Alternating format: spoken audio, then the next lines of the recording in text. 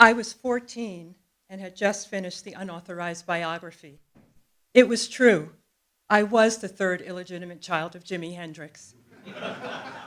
Jimmy was tall, so was I. Jimmy was musical, so was I. Jimmy loved Mozart, so did I. And my arms are like beyond similar to his. My mother also spent a lot of time in London around the time that Jimmy was playing there.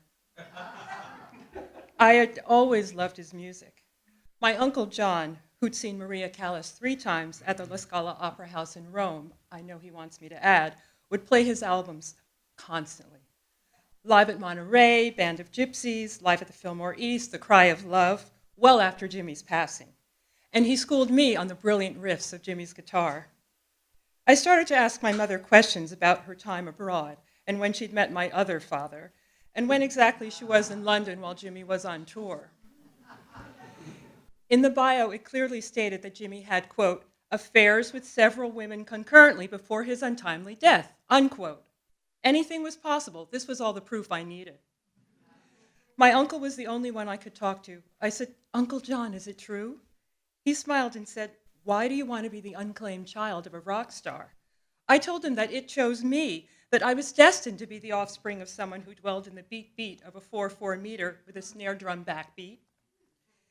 After that, I stayed up many nights thinking that I should write to my other siblings, Jimmy's children, Tamara Hendricks and James Sundquist.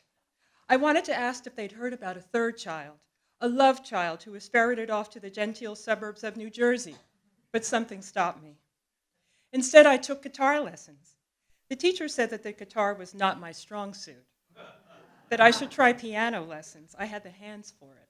I said, do you know who I am? Then I tried to write songs, but the words didn't come. So I wrote a poem.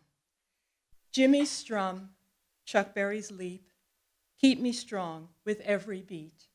When I ponder my demise, being judged through doubtful eyes, I keep the rhythm in my heart and know my dream will never part. I never said I was Maya Angelou's daughter. My uncle told my parents about my suspicions. They apparently laughed and said, well, if she wants to believe she is Jimi Hendrix's daughter, what can we do? A part of me still believes that I am Jimmy's love child.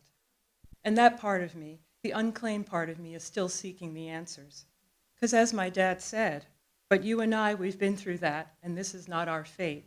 So let us not talk falsely now, the hour's getting late.